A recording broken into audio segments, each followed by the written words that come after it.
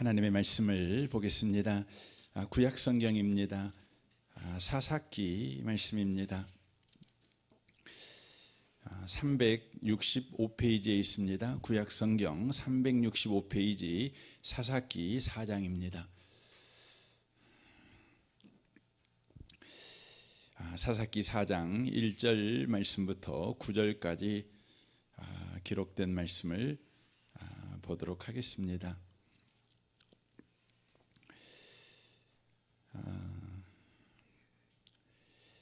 4장 1절부터 9절까지입니다. 같은 목소리로 말씀을 읽겠습니다.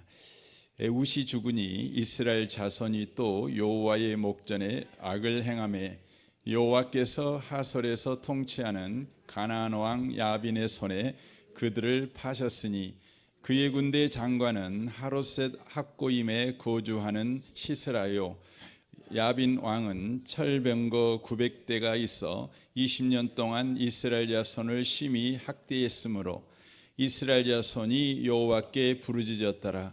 그때에 나피돗의 아내 여사제 드보라가 이스라엘의 사사가 되었는데 그는 에브라임 산지 나마와 베델 사이 드보라의 종려나무 아래에 거주하였고 이스라엘 자손은 그에게 나아가 재판을 받더라.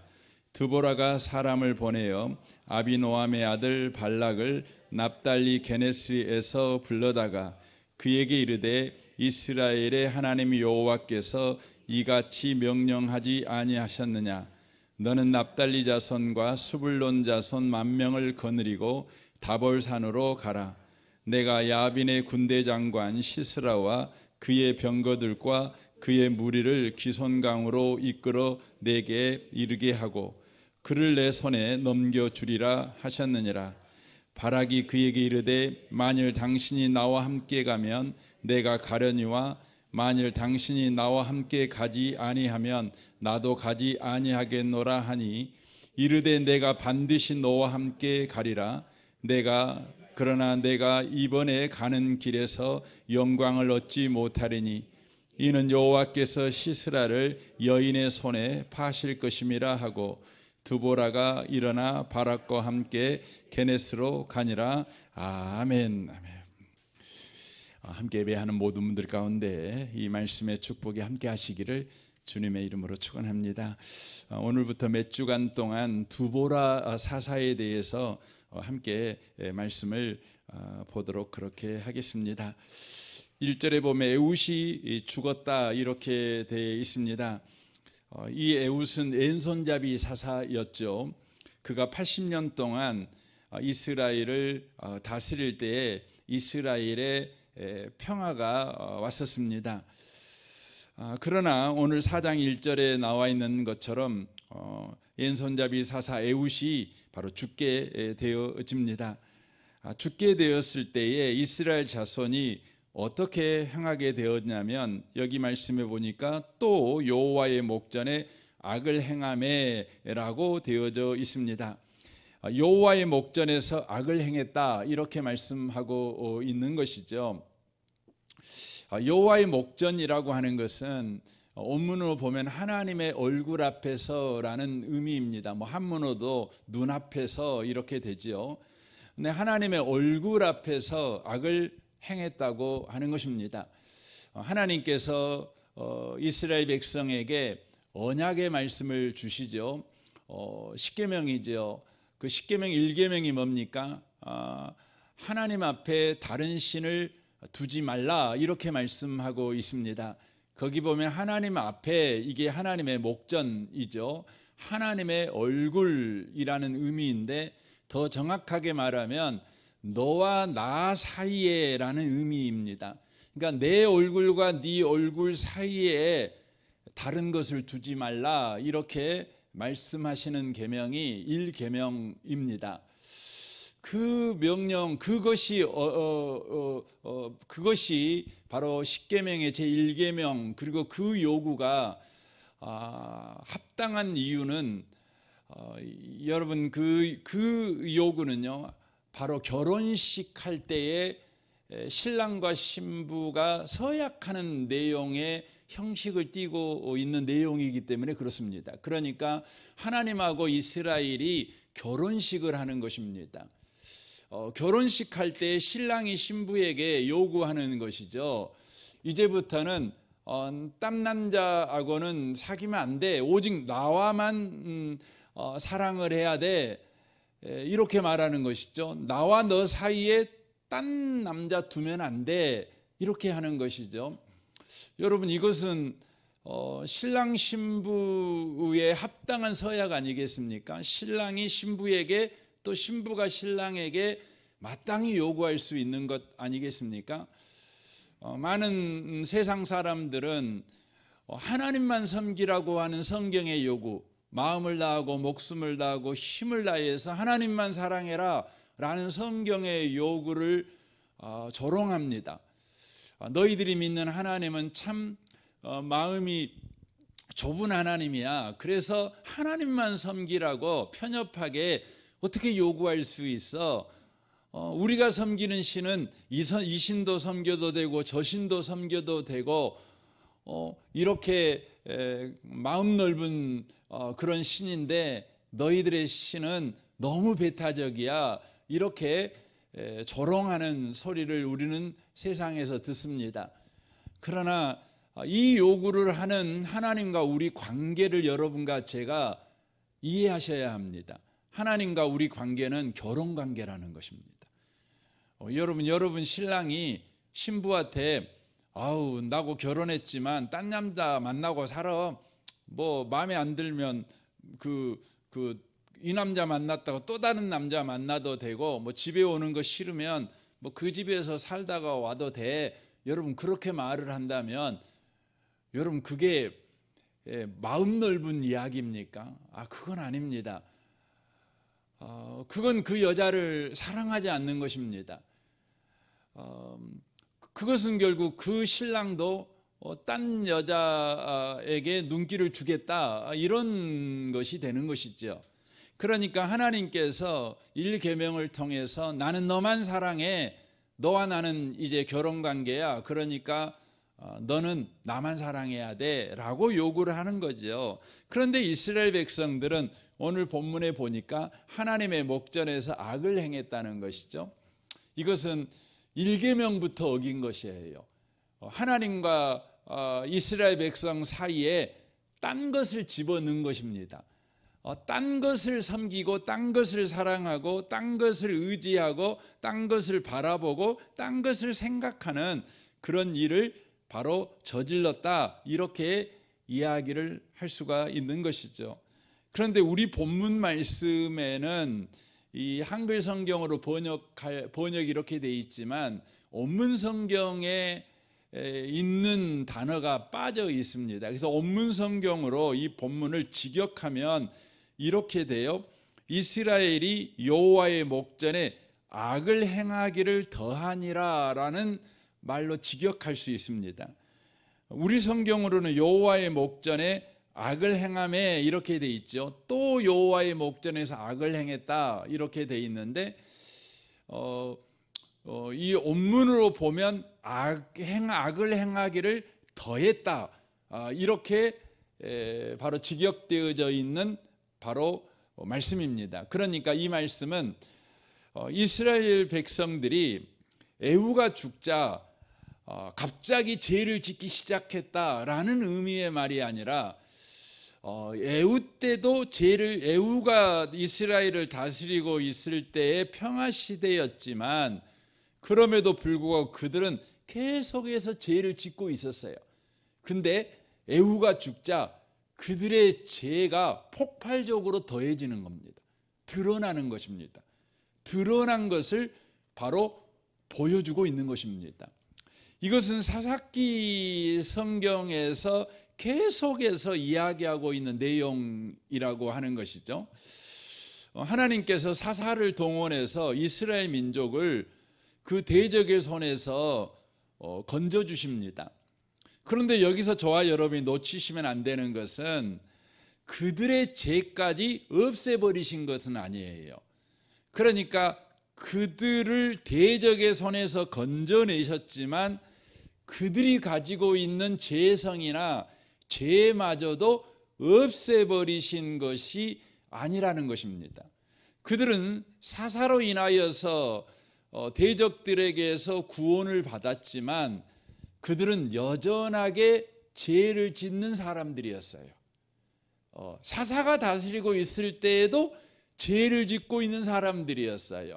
그런데 사사가 그들이 짓는 죄가 저들의 삶에 정죄로 심판으로 임하지 못하도록 그것을 바로 덮고 있는 상황, 이것이 뭐냐면 사사시대다, 이렇게 말씀을 드릴 수가 있는 것이죠. 그러니까 죄가 그대로 드러나 저들의 삶의 저주로 심판으로 임하지 않는 상황이 언제냐? 그러면 사사가 바로 그들을 다스릴 때라는 것이죠. 그들이 죄를 안 짓는 상태가 아니에요. 죄를 지어요. 사사가 있으나 사사가 없으나 그들은 죄를 지어요. 그런데 사사가 없으면 그들이 지은 죄가 바로 그들 가운데 재앙이 돼요. 그런데 사사가 있으면 그들이 지은 죄가 사사들의 활동을 통해서 덮이움을 받아요. 여러분, 이 모습이 뭡니까? 이게 구원이에요. 구원. 여러분, 우리가 구원을 받았죠. 예수 믿어서 구원을 받았죠. 여러분, 구원받았다고 그래서 저와 여러분이 죄 안 짓는 완벽한 상태 가운데로 우리가 변화됐느냐? 그렇지 않습니다. 저와 여러분은 예수 믿기 전이나 예수 믿고 난 이후나 여전히 죄 짓고 살아가는 것은 매 한 가지입니다. 그런데 예수 믿기 전에 우리가 지은 죄는 우리에게 바로 저주가 됩니다. 죄의 형벌이 우리의 삶에 고스란히 우리 가운데 임하게 되죠. 하지만 구원을 받은 이후에 우리가 지은 죄는 힘을 쓰지 못해요. 왜냐하면 예수의 피가 바로 우리의 죄를 바로 가려버리기 때문에, 덮어버리기 때문에 그러는 것입니다. 이것이 뭡니까? 이것이 바로 구원이라고 하는 것입니다. 구원이라고 하는 것입니다.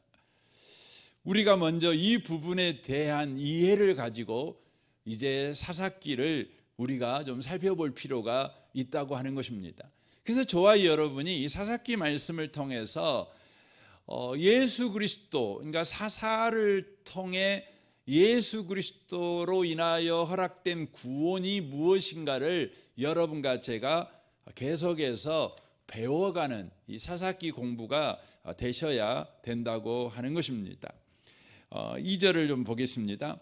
여호와께서 하솔에서 통치하는 가나안 왕 야빈의 손에 그들을 파셨으니 그의 군대 장관은 하롯셋 학고임에 거주하는 시스라요라고 되어 있습니다. 사사인 에후가 죽어버리자 이스라엘의 죄가 다시 수면 위에 드러납니다. 드러나게 됩니다. 그러니까 사사에 의해서 죄가 덮여져 있었어요. 그들이 지은 죄가 힘을 쓰지 못하고 있었어요. 근데 사사가 딱 죽자 그들이 지은 죄가 드러납니다. 수면 위에 드러납니다. 그때 우리 하나님께서 어떤 조치를 취하시냐면 금방 읽었던 2절의 조치를 바로 취하십니다. 바로 가나안 왕 야빈에게 어떻게 하시냐면 이스라엘을 파셔버립니다. 팔아버렸다. 이렇게 성경이 이야기를 하고 있습니다. 여기에 가나안 왕 야빈 이렇게 나오는데 이것은 가나안 왕의 이름이 야빈이다 이런 의미가 아니고 이 야빈이라는 의미는 이름이 아니라 직책을 말하는 것입니다.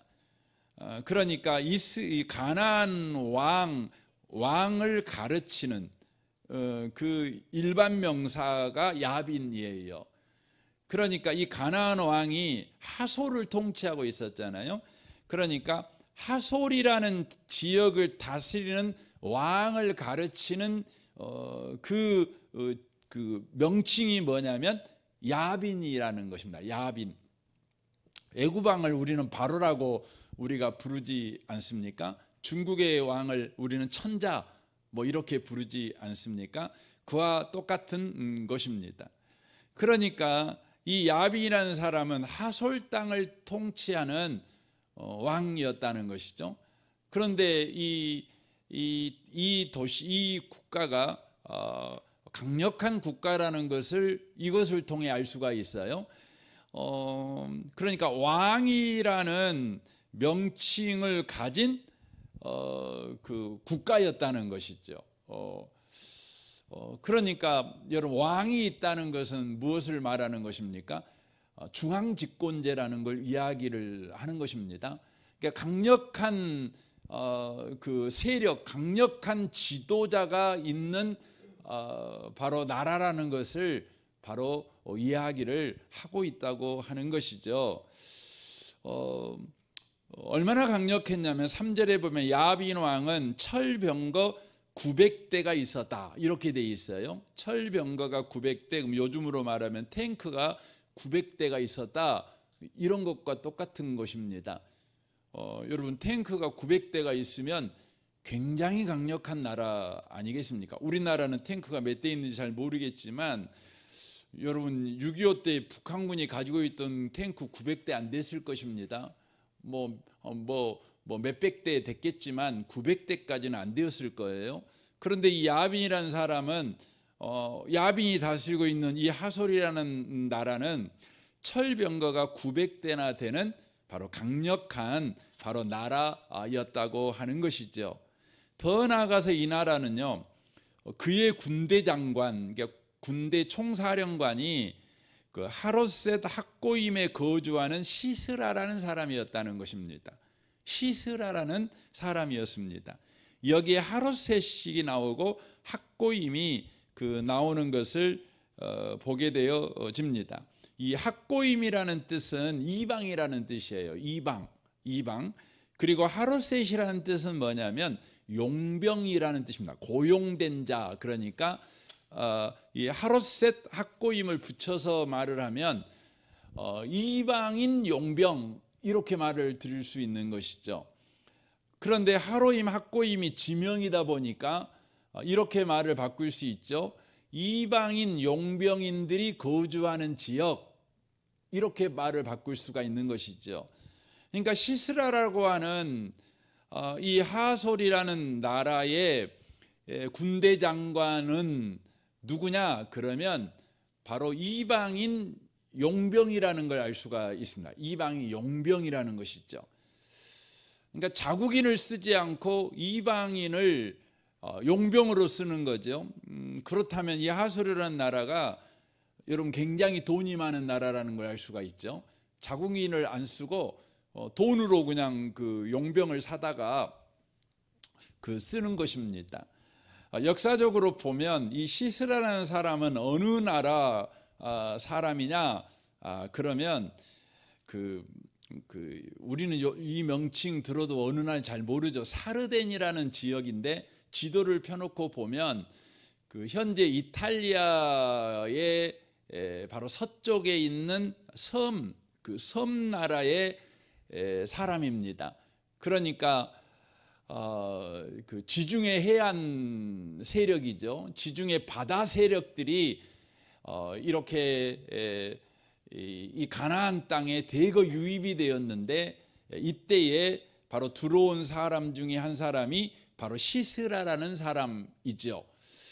그러니까 용병이었으니까 돈 주고 싸움을 하는 사람들이라는 거니까 돈을 받고 싸움을 할 정도면 얼마나 싸움 잘하겠습니까? 그러니까 이 하솔의 야빈의 나라는 이렇게 강력한 나라고 또 강력한 군인들이 바로 세워진 나라다, 이렇게 말씀을 드릴 수가 있어요. 그런데 이 나라에다가 사사가 죽어버리자 이스라엘 민족이 하나님 앞에서 악을 행해요. 그냥 그들의 악이 그냥 수면 위에 등장하는 것이죠. 그때 우리 하나님께서 취했던 행동이 뭐였냐면 그 이스라엘 백성을 그 강력한 바로 야빈에게 팔아버리는 것이었어요. 팔아버렸어요. 누가 팔아버렸다고요? 하나님이 팔아버렸어요. 하나님이 팔아버렸어요. 여기서 우리는 알 수 있죠. 성도의 삶에 여러분 고난이 닥친다. 그러면 그것을 주관하시는 분이 누구냐?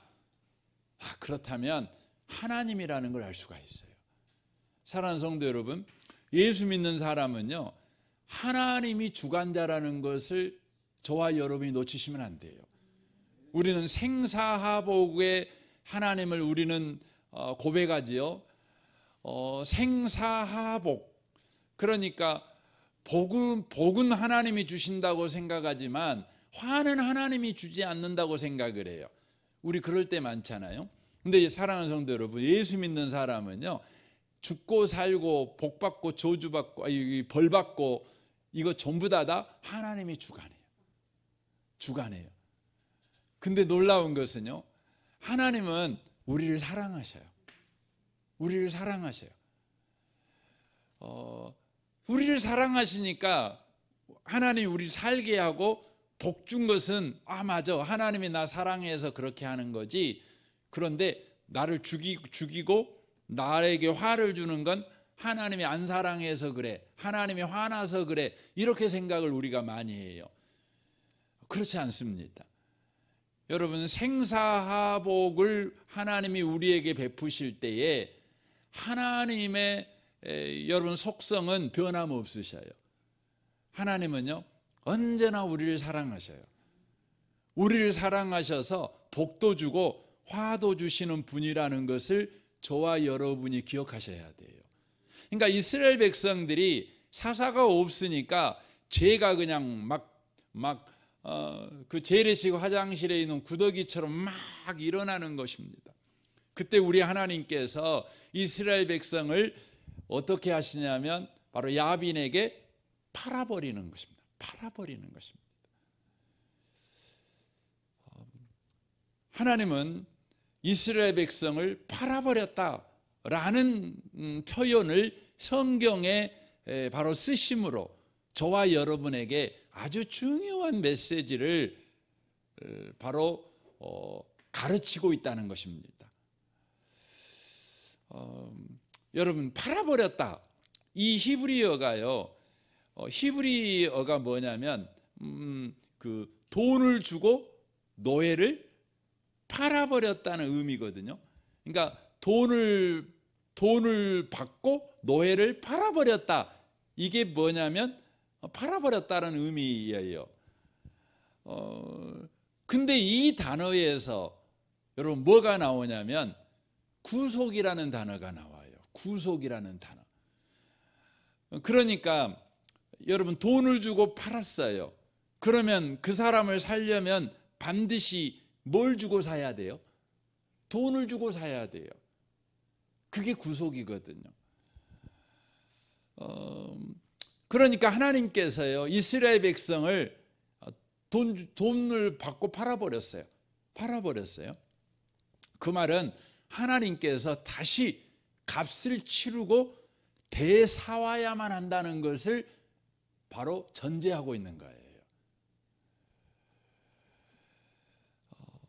하나님은요, 우리를 파신 다음에 다시 값을 치르시고 사셨죠. 여러분과 제가 잘 아시는 것처럼 우리를 되사오시기 위해서 하나님께서 치르신 값이 있으시죠. 이 값은요, 얼마나 크던지요, 여러분, 세상 그 어떤 지혜자도 어떤 권력자도 상상을 해본 적이 없는 값을 치르셔요. 이게 고린도전서 2장 8절에 나오죠. 이 지혜는 이 세상의 통치자들이 한 사람도 알지 못하였나니 만일 알았더라면 영광의 주를 십자가에 못 박지 아니하였으리라.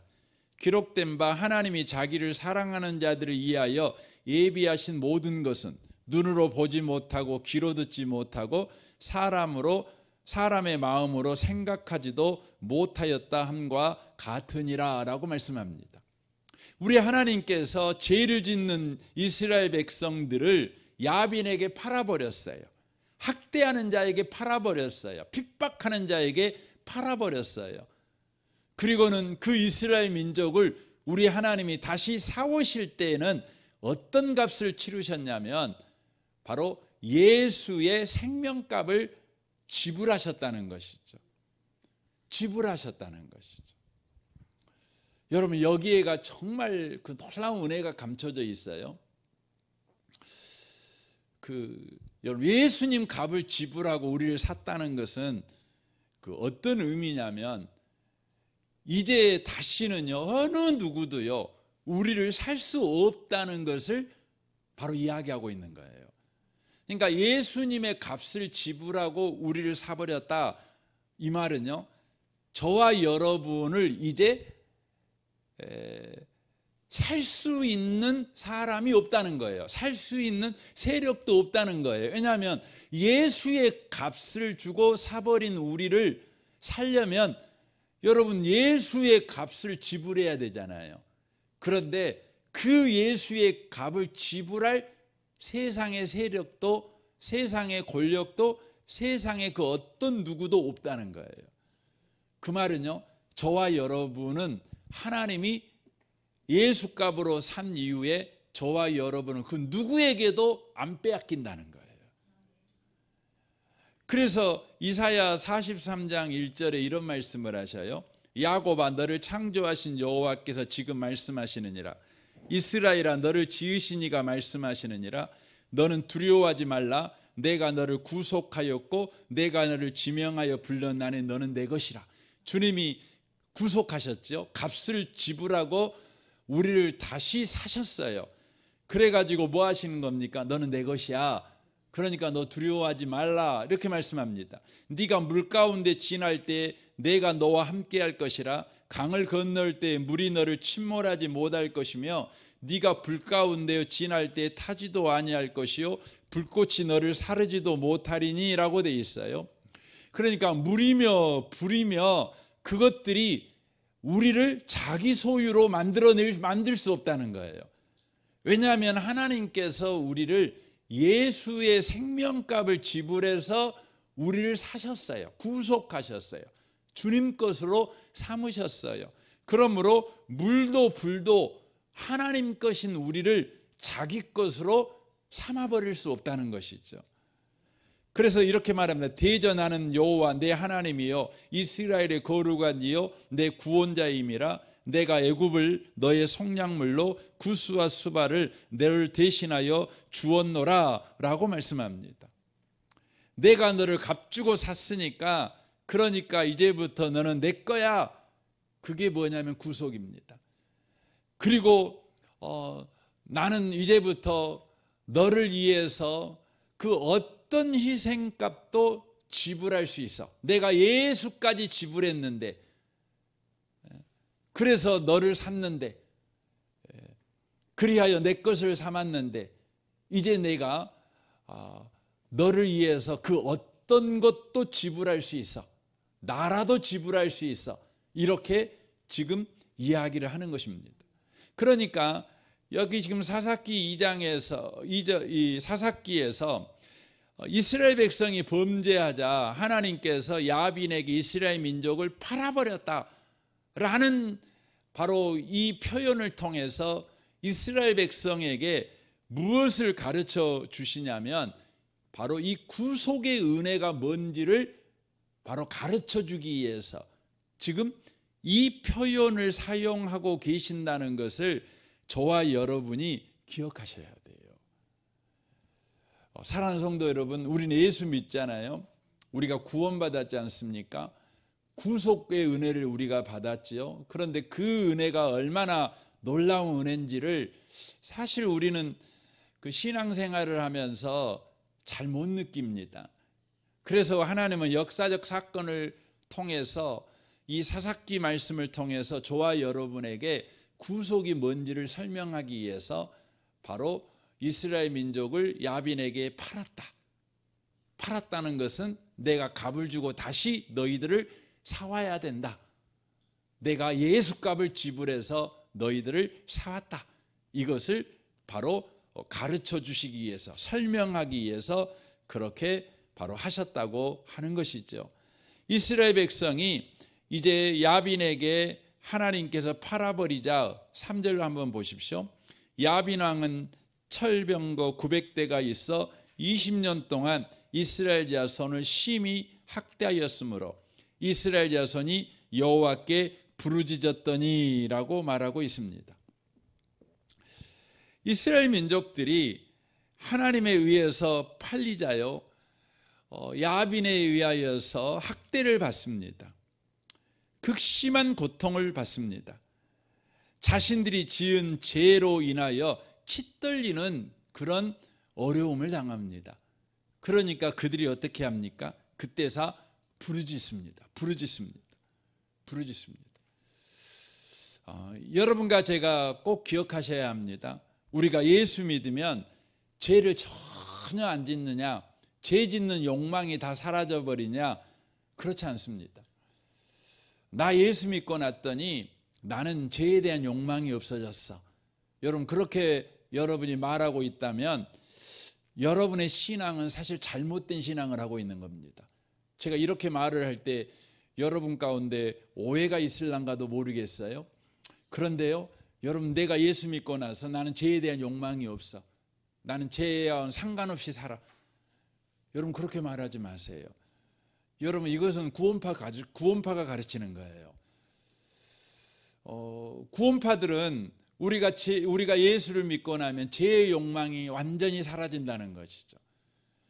우리에게 죄의 욕망이 있다면 그것은 구원과 상관없는 이미 버려진 육체에 속한 거다. 그래서 육체가 하는 것은 우리와 아무 상관없는 거다. 이렇게 이제 단도리를 쳐버려요. 그래서 그 사람들을 우리는 도덕 폐기론자들이다, 이렇게 이야기를 하는 것입니다. 그래서 구원파 교리를 가지고 신앙생활하는 사람들은 굉장히 문제가 많습니다. 예수 믿으면 죄의 욕망이 사라져 라고 말을 하면서 실상은 여러분 죄를 짓는 일에 여러분 서슴지 않는 삶을 살아가는 사람들이 너무너무 많아요. 하지만 여러분 기억하셔야 돼요. 우리가 예수 믿어도요, 우리는 죄의 욕망이 여전히 살아있는 사람입니다. 살아있는 사람들입니다. 그래서 우리는 어떻게 해요? 이 죄의 욕망이 살아있어요. 그래서 저와 여러분은 사사가 나타나서 이 죄를 덮어주지 않으면 언제든지 죄가 그냥 활기치고 다니며 죄로 인하여서 우리는 고통당하는 삶을 바로 살아갈 수밖에 없어요. 이게 성도입니다. 그러니까 저와 여러분에게 죄의 욕망이 살아있어요. 그래서 저와 여러분이 죄의 욕망 때문에 고통을 받죠. 고통을 받아요. 다윗이란 사람도 그러잖아요. 다윗이란 사람도 죄를 지었죠. 그것 때문에 너무너무 고통을 받아요. 그가 이사야 51장에서 이렇게 말할 정도입니다. 무릇 나는 내 죄가를 아오니 내 죄가 항상 내 앞에 있나이다. 내가 주께만 범죄하여 주의 목전에 악을 행하여 싸우나 주께서 말씀하실 때에 의로우시다고 주께서 심판하실 때 순전하시다 하리이다. 내가 죄악 중에서 출생하였으며 어머니가 죄 중에서 나를 잉태하였나이다 라고 말하고 있어요. 그러니까 예수를 믿어도 우리는 여전히 죄가 살아있는데, 우리가 예수 믿고 나면 우리가 죄를 안 짓는 삶을 살아가는 것이 아니라 우리는 죄를 지을 수밖에 없는 죄 덩어리라는 것을 인식을 하게 된다는 거예요. 인식을 하게 된다는 것이죠. 우리가 죄 지을 수밖에 없는 존재라는 거, 나는 어머니 못해서부터 죄인으로 태어난 자이구나, 이런 것을 우리가 인식하게 된다고 하는 것이죠. 왜 그러냐면 여러분과 제가 예수를 믿으면 우리 안에 성령이 들어오셔요.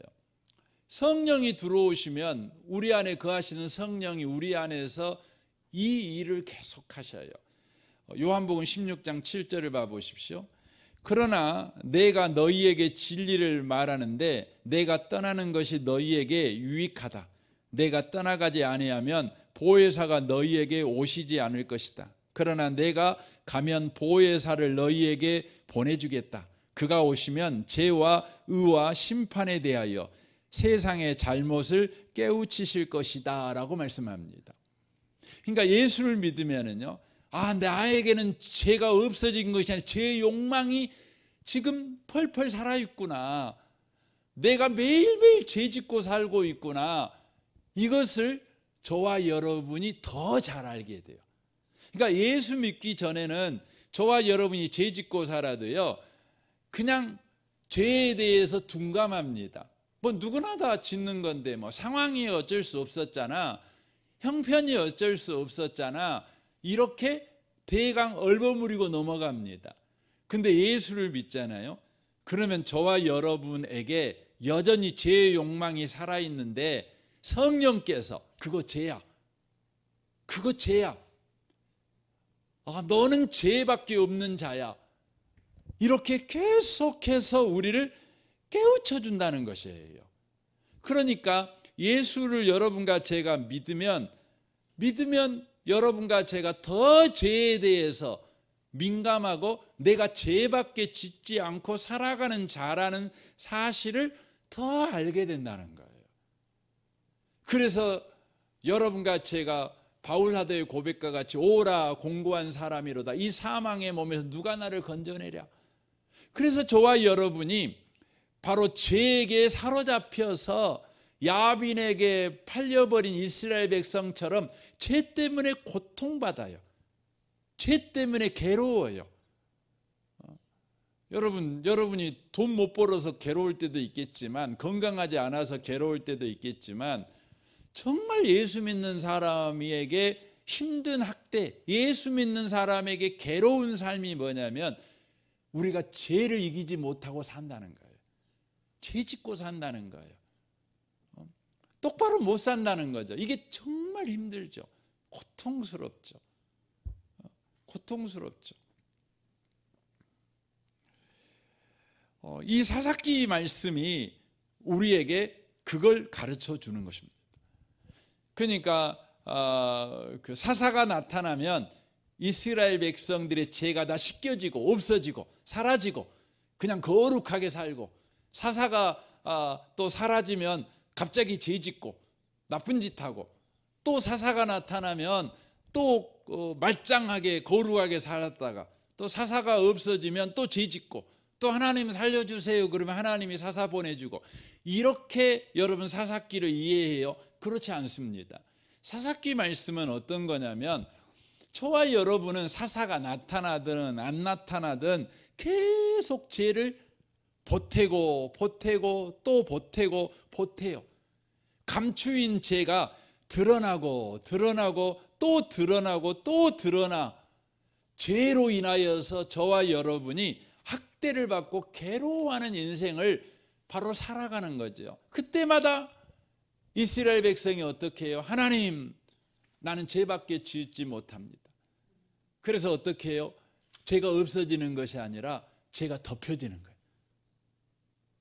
그래서 여러분 사사기 말씀은 그게 핵심이에요. 뭐냐면 우리 인생에 예수가 없으면 큰일 난다, 이걸 가르쳐줘요.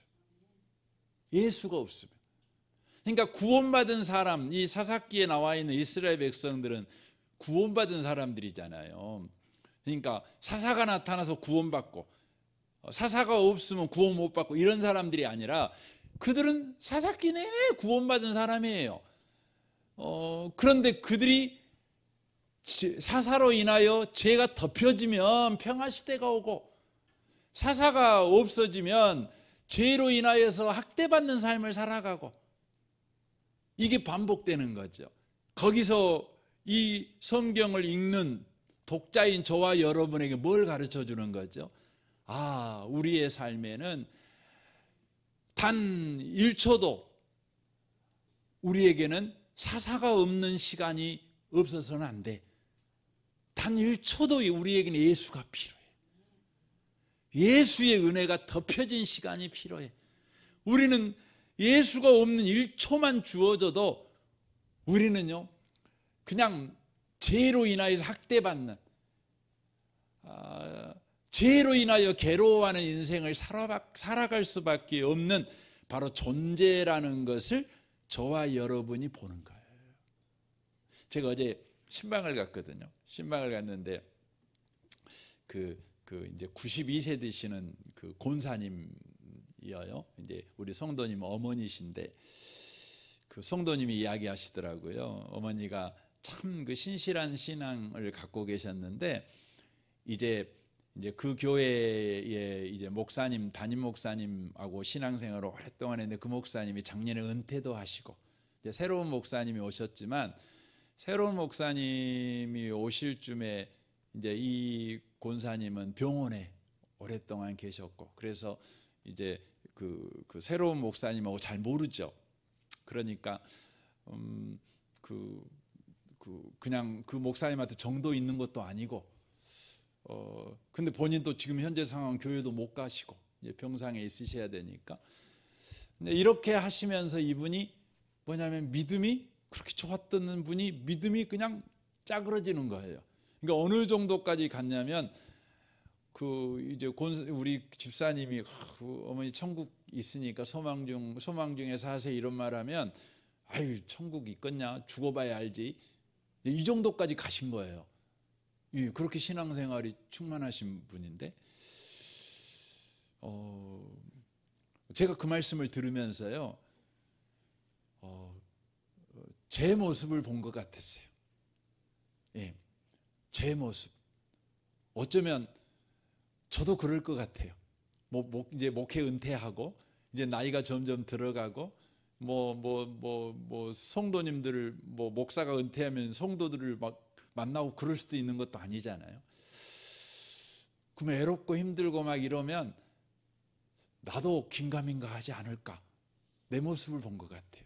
근데요 이건 저만의 모습이 아니라 그 권사님의 모습이거나 제가 생각하는 제 모습만이 아니라 여러분도 똑같아요. 인간은 다 똑같아요. 제가 거기서 본 거 그거예요. 신앙은 내가 지키는 게 아니구나. 내가 할 수 있는 건 뭐밖에 없어요. 주님 저 그래요. 저는 맨날 긴가민가 해요. 근데 주님의 은혜가 덮여져야 제가 천국이 있다는 믿음 갖고 살아요. 제 믿음 갖고는 천국이 있는지 없는지 어느 때는 있는 것 같다가 어느 때는 없는 것 같다가 긴가민가 해요. 저에게 필요한 것은요 내가 교회 얼마나 오래 다녔느냐는 필요 없고요 저에게는 예수만 필요해요. 그 고백이 절로 나옵니다. 여러분 사사기가 그걸 가르치는 거예요. 여러분이요 요즘 긴가민가 한 믿음 갖고 계세요. 그러면 여러분 정상입니다. 여러분이 지금 이상해진 건 아니에요. 정상이에요. 그런데 여러분과 제가 그 다음 선택이 중요해요. 그 다음 선택이 뭐죠? 나는 예수만 필요해요. 내 인생에 오직 주의 은혜만이 저를 믿음으로 살게 합니다. 제가 오늘 새벽에 제가 기도하면서 그 기도를 하는데 제가 갑자기 막 먹먹하고 그러더라고요. 그게 뭐였냐면 하나님 제가 달려갈 길 다 달려가고 믿음을 지키는 은혜를 내게 주세요. 그 기도가 막 나와요. 달려갈 길 다 달려가고 믿음을 지키도록. 근데 제가 달려갈 길 다 달려가고 믿음을 지킬 수 있는 내 자신을 내가 달려갈 길 다 달려가고 믿음을 지킬 수 있을까 생각을 내가 해봤어요. 저는 목사잖아요. 저는 그 목사가 된 것도 저는 정말 아버지의 죽음이라는 그 잊을 수 없는 사건을 통해 저는 목사가 된 사람입니다. 그럼에도 불구하고요 내가 달려갈 길을 다 달려가고 믿음을 지킬 수 있을까? 내 실력으로, 내 경험으로, 내 열심으로 생각할 때요 제가 주님 앞에 이렇게밖에 고백할 수밖에 없었어요. 주님의 은혜가 필요해요. 주님밖에 저에게는 필요한 분이 없어요. 주님의 은혜가 필요해요. 그렇게 고백이 되더라고요. 여러분 사사기가 가르쳐 주는 게 그거예요. 이 두보라 사사 이야기의 첫 시작이 그걸 가르쳐 주는 겁니다. 이스라엘 민족에게 필요한 건 뭐냐? 주님의 은혜예요. 예수 그리스도예요. 신약 시대를 살고 있는 저와 여러분에게 필요한 건 뭐냐면 주님의 은혜예요. 주님의 은혜가 아니면요, 언제든지 저와 여러분은 또 죄로 인하여서 학대받고 또 그렇게 삽니다. 이 밤에 오신 복 있는 분들이 인생이라는 것은 예수 십자가에 예수 없으면 안 되는 거구나, 이것을 알아가는 인생이 신앙 인생이라는 것을 여러분과 제가 기억하셨으면 좋겠습니다. 이 은혜 때문에 오늘 또 예수만 구하는 복 있는 분 되시기를 주님의 이름으로 축원합니다. 아멘. 우리 같이 이 시간 기도하겠습니다. 오늘 말씀을 생각하며 이 시간 기도하기를 원합니다. 주님, 저에게는 예수만 필요합니다. 우리가 가지고 있는 성경 실력으로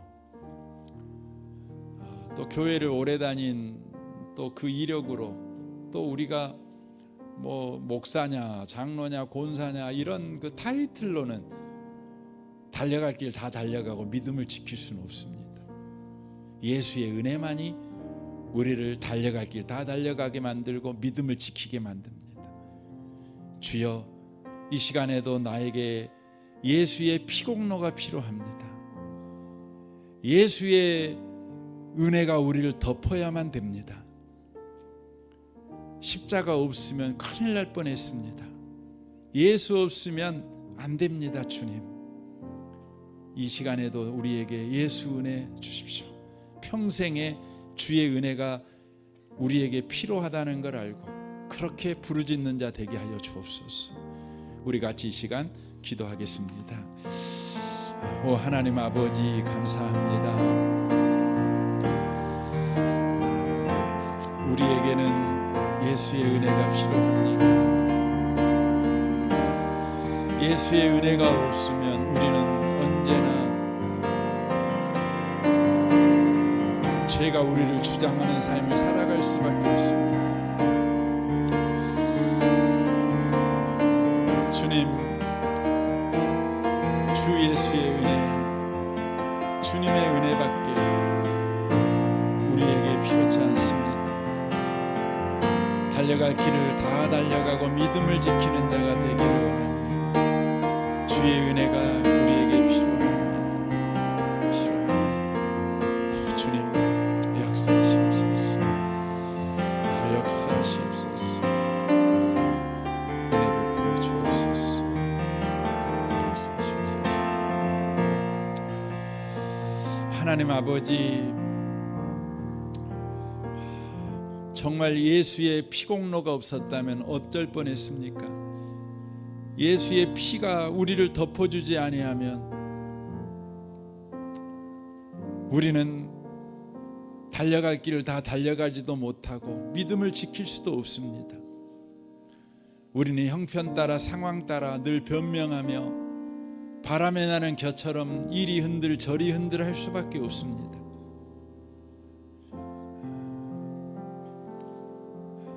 주님, 이 시간에 우리를 불쌍히 여겨주시고 우리 평생 예수의 보혈피로 우리를 덮어 주옵소서. 우리가 그렇게 예수의 보혈피가 필요하다고 울부짖고 주님께 구하는 자 되게 하시옵소서. 예수 외에는 답이 없다는 걸 아는 인생을 주님 계속해서 살아가는 자 되게 하여 주옵소서. 우리의 신앙 경력을 자랑하다가, 우리의 신앙의 헌신을 자랑하다가, 우리의 신앙 경력을 자랑하다가 주님 예수를 놓쳐버리는 미련한 자 되지 않게 하여 주옵소서. 언제나 천부의 의지 없어서 손들고 갑니다. 주마저 나를 박대하면 내가 어디로 갑니까? 저에게는 주 은혜만 필요합니다. 예수의 보혈피만 필요합니다. 늘 구하는 우리의 삶이 되도록 주여 우리를 축복하여 주옵소서. 낙심될 때에 주의 이름을 부르며 주님께 나아가는 그 은혜를 우리에게 허락하여 주옵소서. 이 시간에도 우리와 함께 계신 주님을 찬양합니다. 예수님의 이름으로 기도합니다. 아멘.